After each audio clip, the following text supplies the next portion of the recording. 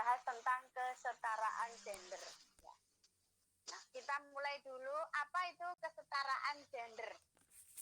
Kesetaraan gender itu adalah kesamaan hak. Ya.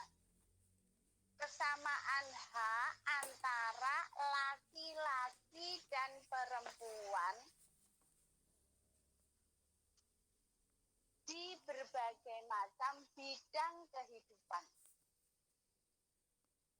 Ya, jadi kesamaan hak antara laki-laki dan perempuan di berbagai macam kehidupan atau di berbagai macam bidang kehidupan.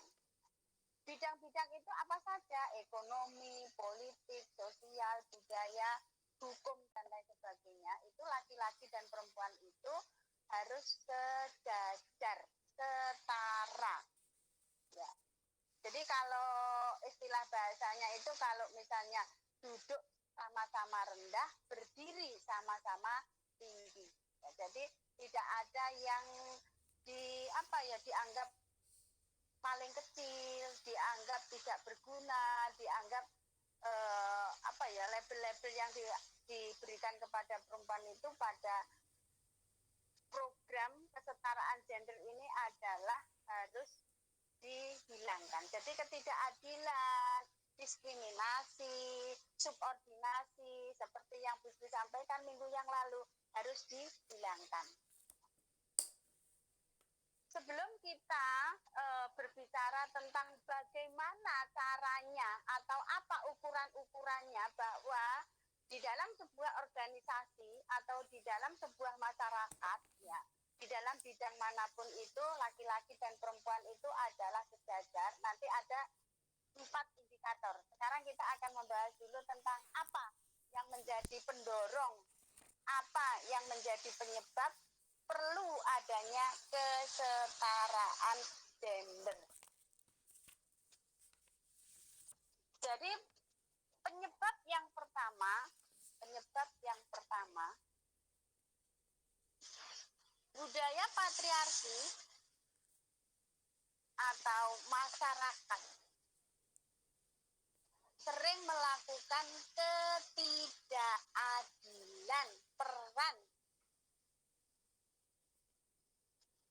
ketidakadilan peran antara laki-laki dan perempuan. Ya. Saudara ingat ya, peran berbeda dengan kodrat ya. Ya, ini yang harus Anda masukkan ke dalam otak Anda. Peran itu berbeda dengan kodrat. Kalau peran itu adalah sebuah posisi atau sesuatu yang harus dilakukan oleh seseorang karena ada sebuah konstruksi, ada sebuah bangunan, ada sebuah kesepakatan yang diciptakan oleh masyarakat. Itulah yang dinamakan dengan peran. Jadi Anda harus bisa membedakan ya, kalau peran itu adalah sebuah konstruksi sosial hasil kesepakatan masyarakat, maka memposisikan peran-peran atau sesuatu yang harus dilakukan oleh laki-laki dan perempuan itu adalah A, B, dan lain sebagainya. Yang sudah saya bahas minggu yang lalu.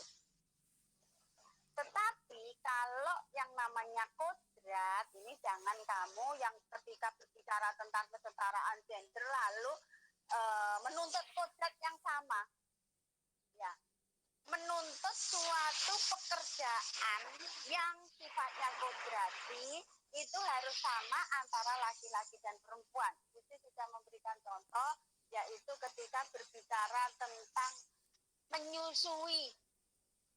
Ya, nyusui itu adalah tugasnya kaum perempuan, karena perempuan diberi payudara itu untuk nyusui. Jangan lalu Mas, sekarang yang nyusui adalah dirimu, sehingga ada WA yang dikirimkan lewat video. Kamu pernah melihat apa belum? Laki-laki pakai susu botol dua-duanya lalu ditusuknya anaknya. Pernah melihat apa belum? Jun, pernah ya Jun? Enggak Jun.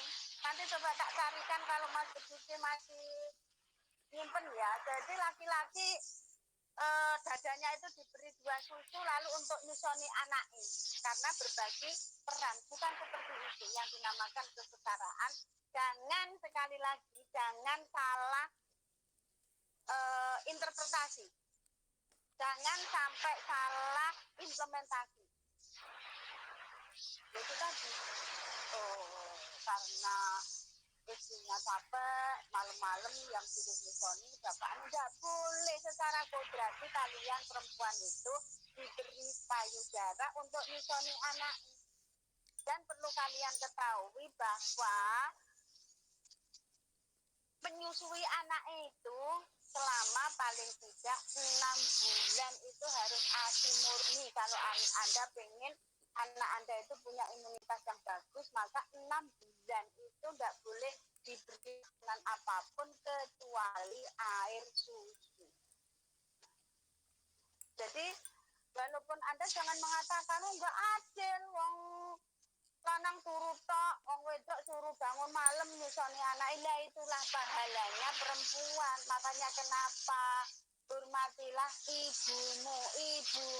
ibumu sampai 3 kali.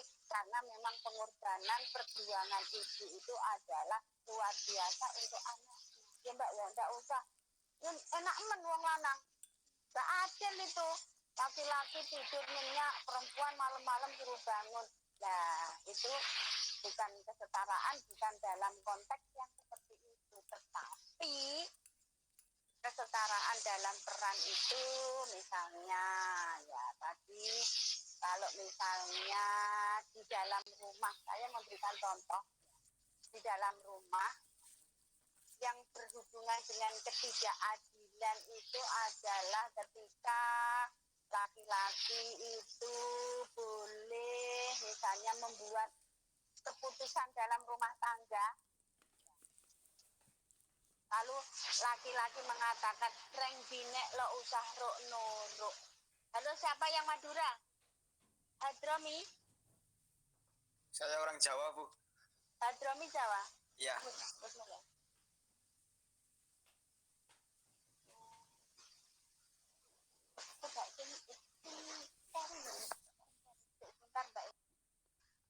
Kita berbicara tentang kesetaraan. Orang ini contohnya orang Madura. Mas, yang orang Madura, tunjukkan dirimu. Jun, sambil diabsen ya, Jun. Ini kemarin absennya saya ambil belum jadi. Mungkin hari ini ya, baru jadi. Apa itu? Orang Madura mana? Tunjukkan wajahmu, baik laki-laki maupun perempuan.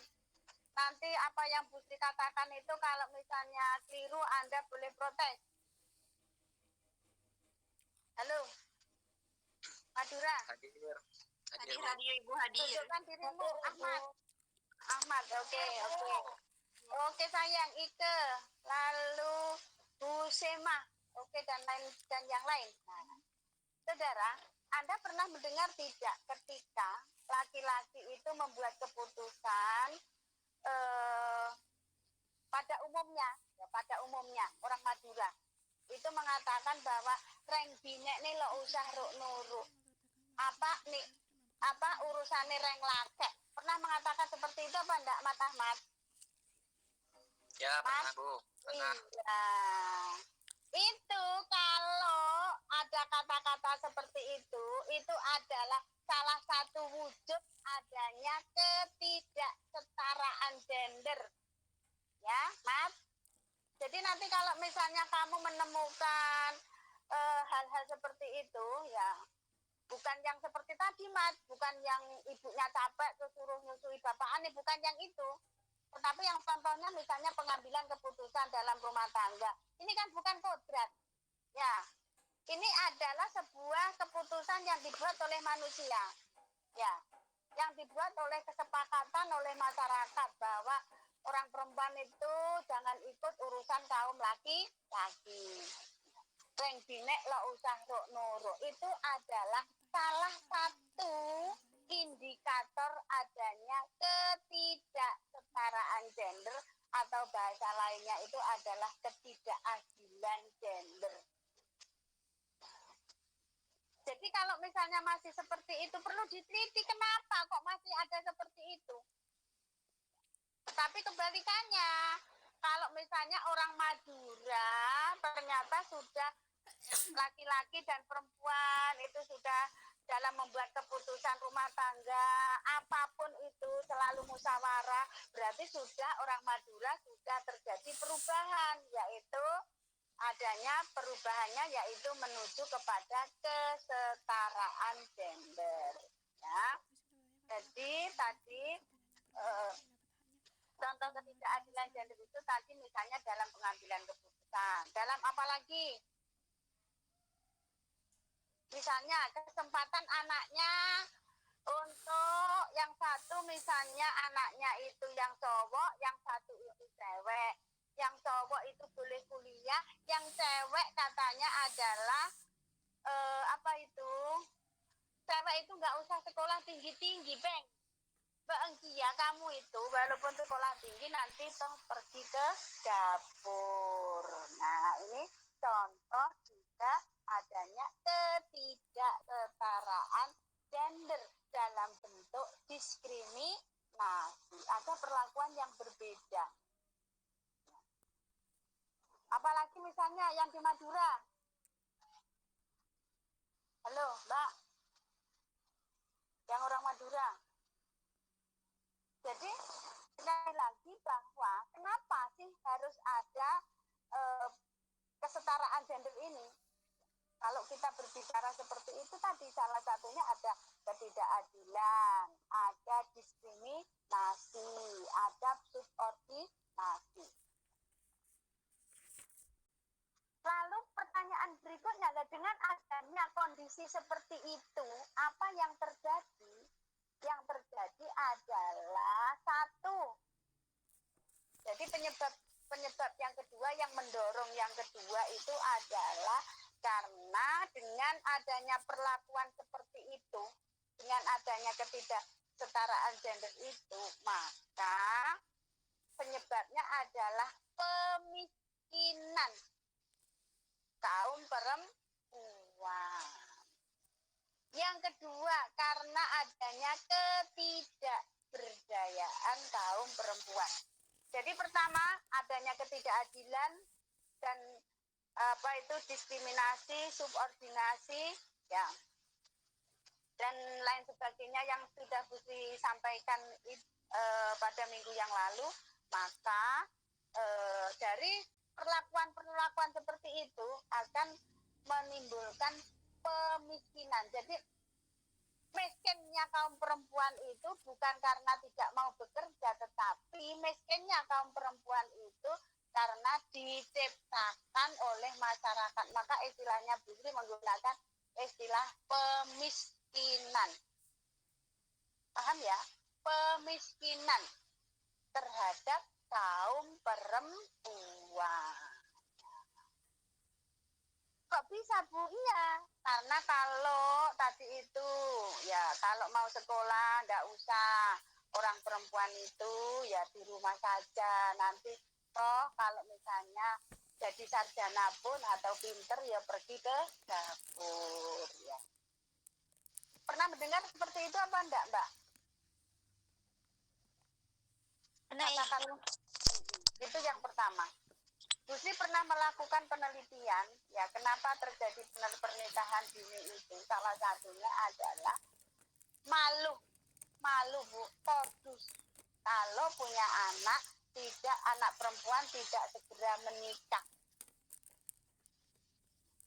Ini contoh Mbak, contoh adanya ketidakadilan. Kenapa kalau anak perempuan tidak segera menikah, orang tuanya malu, sementara kalau laki-laki itu kok walaupun tidak menikah, orang tuanya kok tidak malu. Ini contoh seperti itu.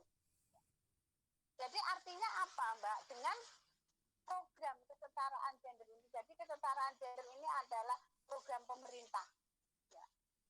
Menteri Pemberdayaan Perempuan, bahwa dengan adanya tadi bahwa perempuan itu kalau misalnya nggak menikah malu, nggak menikah, jadi istilahnya jadi perawan tua.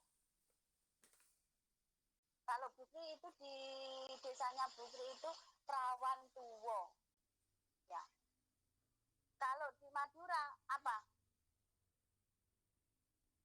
Husai Mas, Kang Medura itu kalau perempuan nggak menikah dikatakan apa? Halo Mbak. Praben tua. Pada. Jadi sama, yaitu perawan tua. Tapi kenapa kok tidak ada jejaka tua? Gitu? Nggak ada. Kenapa kok orang nak jejaka tua? Kenapa ada perawan tua? Ini masalahnya. Ini masalah juga. Yang selanjutnya adalah apa itu? Adi pemiskinan. Yang selanjutnya adalah kenapa? Karena dengan adanya ketidakadilan, diskriminasi, subordinasi dan lain sebagainya itu maka menciptakan ketergantungan kaum perempuan. Jadi akhirnya perempuan itu menjadi tidak berdaya, yang mengakibatkan nanti adalah kekerasan dalam rumah tangga. Lalu laki-laki berbuat semena-mena terhadap kaum perempuan. Kasus-kasus yang terjadi kenapa dalam rumah tangga sering terjadi KDRT dan lain sebagainya karena ada persoalan-persoalan subordinasi, dominasi dan lain sebagainya, artinya tidak ada kesetaraan gender. Nah, oleh karena itu saudara, pada persoalan kali ini, pada tema kali ini adalah kita akan membahas tentang apa itu kesetaraan gender, tapi sudah Budi sampaikan ya. Jadi kesetaraan gender itu intinya adalah laki-laki dan perempuan itu kalau berdiri sama tinggi, kalau duduk sama rendah. Dalam konsep peran. Jadi Mas, Mbak, contohnya, ini contoh konkret. Kalau misalnya peran-peran di dalam rumah tangga itu kan sangat luas, sangat banyak. Mulai dari dapur, sumur, kasur. Seperti Mas, Mbak. Peran di dalam rumah tangga itu kalau digolongkan yang dinamakan dengan peran domestik. Ya, itu adalah ada peran dapur, ada peran sumur, ada peran kasur. Yang dimaksud dengan setara dalam peran dalam rumah tangga itu yang seperti apa? Yang bisa saling saling melengkapi, saling bisa berubah posisi, bisa sama-sama mempunyai hak. Haknya itu adalah sama. Contohnya, kalau di dapur, Mbak, dapur. Kalau di dapur itu kan yo ono asa-asa, yo nyapu-nyapu, yo masak, macam-macam di dapur itu kalau dirinci pekerjaannya itu tidak terhitung. Maka bukan laki-laki tiba-tiba lek ngakan lek kam matang kopi, lek kam matang cuko. Nah, jadi ikan tanya sama istri, ya minum tanya sama istri, sementara suami hanya duduk-duduk sambil rokokan. Ada apa enggak? Itu adalah contoh ketidaksetaraan gender di dalam rumah tangga, dalam domestik, pembagian peran domestik. Nah, kalau yang setara yang seperti apa, Bu? Ya, yang setara adalah kalau istrinya itu lagi masak ikan atau masak nasi, maka suaminya bisa nyuci piring. Ya, jangan tabu laki-laki nyuci piring, tapi laki-laki bantu nyuci piring. Kalau kebetulan tidak sedang pergi kerja, atau kalau pergi kerja ya habis subuh, ya habis subuhan, lalu kita ngaji sebentar, lalu pergi berbagi peran. Kalau kebetulan sama-sama bekerja, bagaimana menyelesaikan urusan dapur itu bareng-bareng. Wong lanang ya boleh nyuci beras, Wong lanang orang laki-laki juga bisa masak nasi, sementara yang perempuan yang cuci piring. Artinya berbagi peran. Itulah yang dinamakan dengan kesetaraan gender di dalam rumah tangga. Itu baru hanya dapur, belum sumur. Jangan sedikit-sedikit.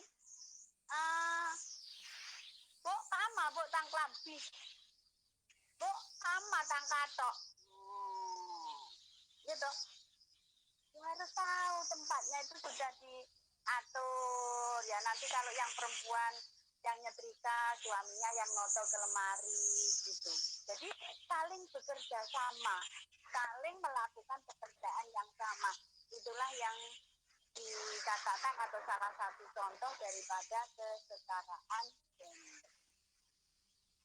Dalam hal, nah ini Mbak Mas, ini rodok apa ya Mas, rodok menjurus pada sesuatu yang apa ya, yang sebetulnya rodok dorok. Tetapi karena ini ilmu, ya dalam berkeluarga supaya terjadi kesetaraan sehingga menghasilkan kenyamanan, bahwa yang namanya kebutuhan ranjang itu bukan hanya kebutuhan suami, tetapi adalah hak baik itu laki-laki maupun hak perempuan. Saudara, kenapa sedikit bisa menyampaikan seperti ini? Karena terjadinya kekerasan seksual dalam rumah tangga salah satunya adalah menganggap bahwa perempuan itu hanya sekedar melakukan kewajiban, bukan untuk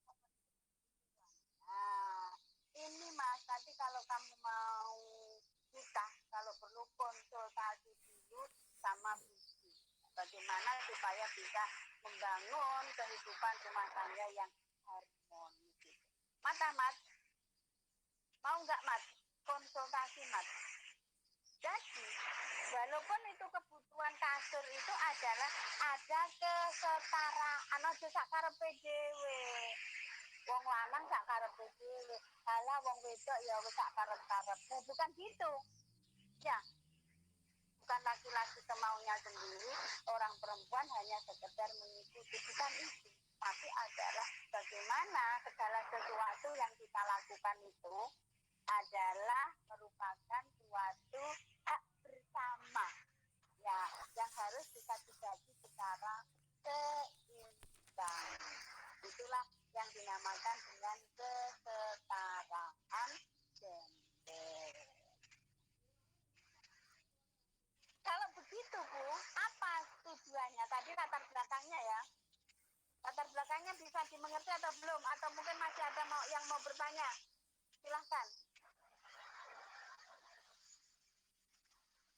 Halo. Maaf. Pertanyaannya Putri, mengapa kesetaraan atau program kesetaraan gender ini harus dimunculkan?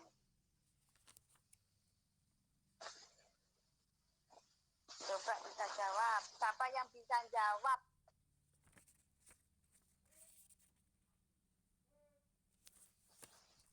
Ayo. Saya mungkin bisa jawab. Adromi, silakan Adromi. Ya. Jadi munculnya program ini tentunya berawal dari kesetaraan gender ya. Ya, berawal dari ketidaksetaraan Bu. Gender antara peran laki-laki dan perempuan begitu Bu. Karena wujud ketidaksetaraan itu seperti apa? Adromi. Ya mungkin bisa mungkin perannya Bu, peran laki-laki dan perempuan itu tidak setara. Tetapi Buku tadi sudah menyampaikan karena ketidaksetaraan itu adalah dalam bentuk ketidakadilan gender. Ya, betul. Ya. Ada diskriminasi gender, ada subordinasi gender, yaitu perempuan itu adalah hanya sebagai orang nomor 2, laki-laki adalah sebagai orang nomor 1, superior dan inferior, superordinat dan subordinat. Selain itu juga adanya labeling ya yang diberikan untuk kaum perempuan. Contohnya tadi, misalnya telat nikah dikatakan diberi label rawan tua. Ya bunda, kalau misalnya perempuan keluar sering diantarkan temannya, katanya perempuan nakal, ya. Kalau perempuan keluar malam, katanya kupu-kupu malam. Tapi kenapa kok tidak pernah ada orang yang mengatakan bahwa laki-laki malam atau belalang malam? Kalau hidung belang toh, nah kenapa kok tidak ada belalang malam? Tetapi kok yang ada kupu-kupu malam? Itulah hal-hal semacam itulah yang menjadi persoalan tadi. Menjadi perempuan itu menjadi miskin, perempuan itu menjadi terbelakang, perempuan itu menjadi tidak berdaya, perempuan itu menjadi tergantung kepada laki-laki yang pada endingnya maka menimbulkan berbagai macam bentuk kekerasan. Nah, itu tadi saudara yang melatar belakangi kenapa kesetaraan gender ini harus dimunculkan, harus diangkat. Nah, sekarang apa tujuannya? Berarti kalau begitu apa tujuannya dengan adanya konsep kesetaraan gender ini? Yaitu bagaimana supaya laki-laki dan perempuan itu adalah mempunyai posisi yang sejajar, ya. Posisi yang sejajar di berbagai macam bidang kehidupan. Baik itu dalam tadi sudah saya sampaikan, baik dalam keluarga, bermasyarakat, berpolitik, dan lain sebagainya. Ekonomi harus bagaimana laki-laki dan perempuan itu punya posisi yang sama. Sekarang, Anda catat, apa sebetulnya ukuran atau indikator terjadinya kesetaraan gender? Indikatornya itu ada 4. Ukurannya itu ada 4. Kamu tulis, Mas, Mbak. Yang pertama adalah akses. Yang kedua adalah partisipasi. Ya, akses, partisipasi. Rik, suaranya Bu Sri bisa didengar, Rik? Bisa, Ibu. Coba tadi pertama apa, Rik? Yang pertama aspek, yang kedua partisipasi. Akses. Ya. 1 itu adalah akses. Akses. Akses. Ya, Bu. Yang lain, Ika, dengar suaranya Bu Sri, Hadromi? Dengar, Bu, dengar. Akses, Partisipasi. manfaat, dan kontrol. Akses, partisipasi, manfaat, dan kontrol. Nah, sekarang apa yang dimaksud dengan akses? Akses itu artinya adalah kesempatan atau jalan masuk. Kesempatan atau jalan masuk di berbagai macam bidang kehidupan,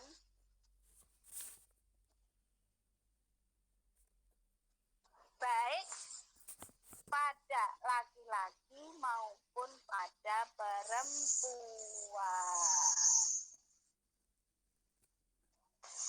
Contohnya, kalau misalnya dalam bidang politik di desa saja,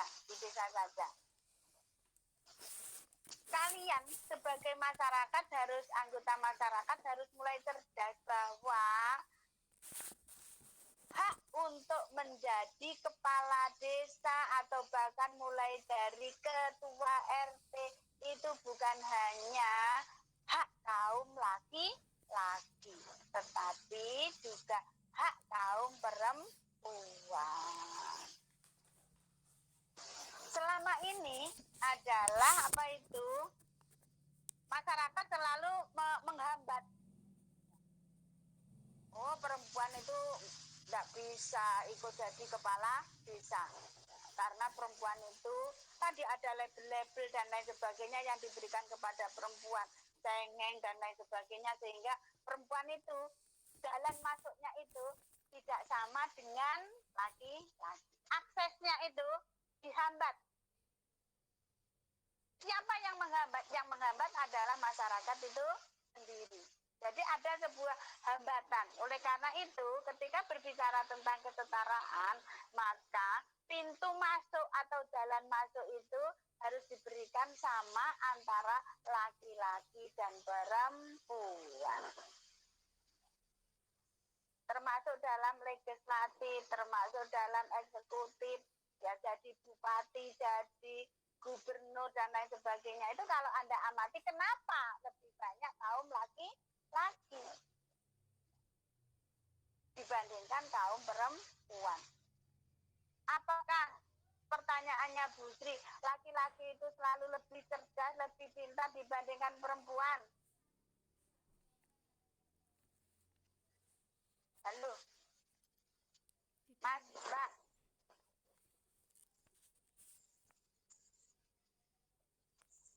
Halo.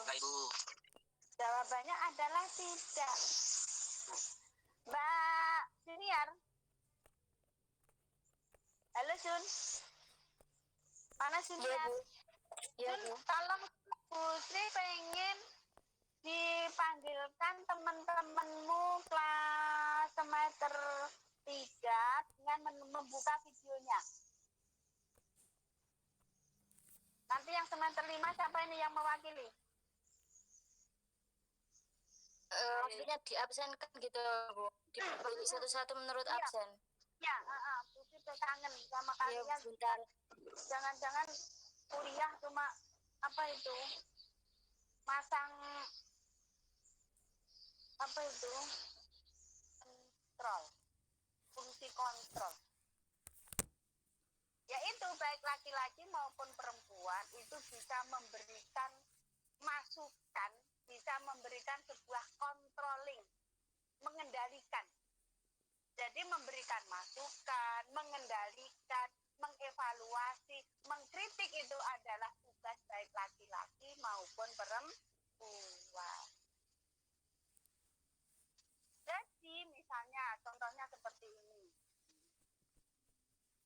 Ketika Anda di dalam rumah tangga, ya misalnya Anda mendapatkan perlakuan yang berbeda dari orang tua, maka Anda sebagai perempuan itu bisa punya hak yang sama dengan laki-laki untuk mengusulkan, lho Bu, nyuwun sewu, cuma bahasanya sing halus, ya bahasanya sing halus.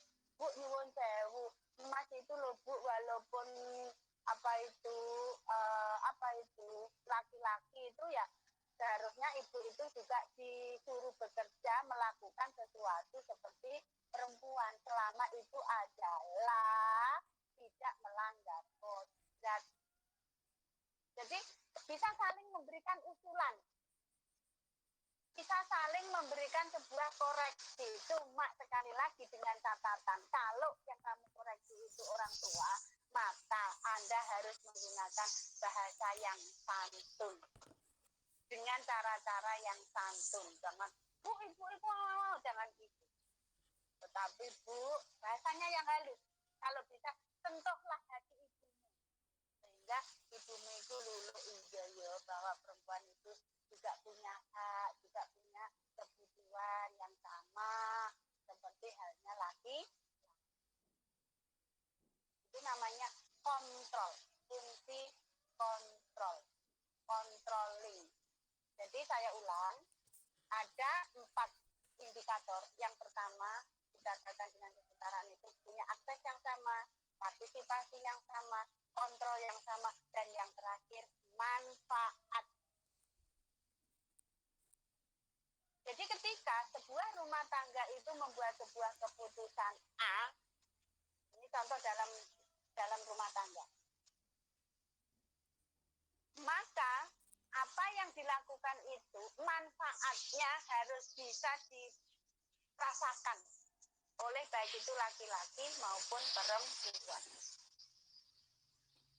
Contohnya, Mbak, misalnya perempuan itu bekerja, ya, atau laki-laki itu bekerja dengan misalnya kalau laki-laki boleh sering ganti sepatu, pakai sepatu yang mahal.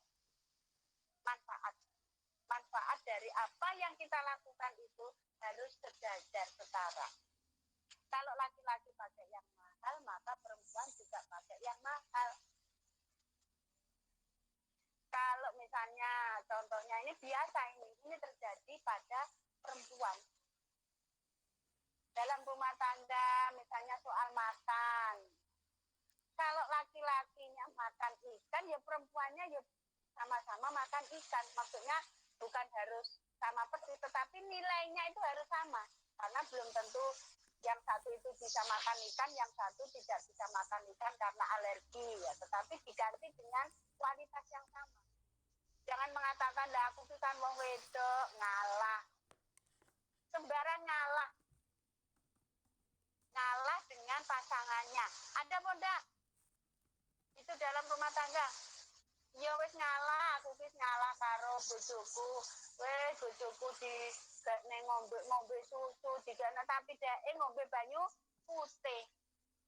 Kalau minum susu ya sama-sama minum susu, bergizi ya sama-sama bergizi. Itulah yang dinamakan dengan setara. Hanya pada tataran yang paling kecil, belum pada tataran yang dalam konteks publik, politik.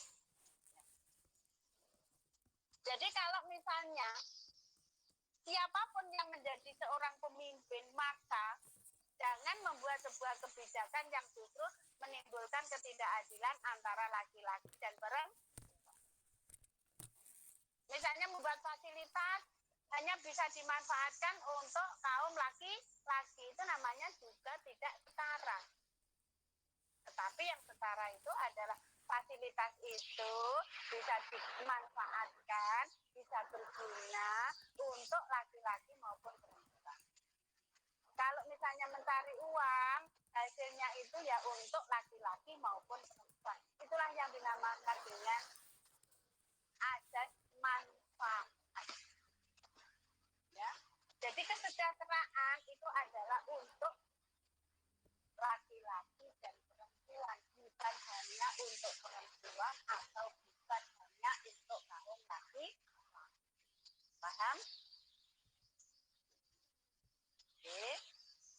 Itu yang dimaksud dengan akses, partisipasi, kontrol, dan manfaat. Sekarang lanjutkan abstene semester 5. Kan kesetaraan gender. Ya. Karena Budi mau ikut partisipasi di PIPEK tadi loh Mbak, ya maafkan Ibu ya kalau belum sampai tuntas ya. Jadi usaha-usaha untuk menciptakan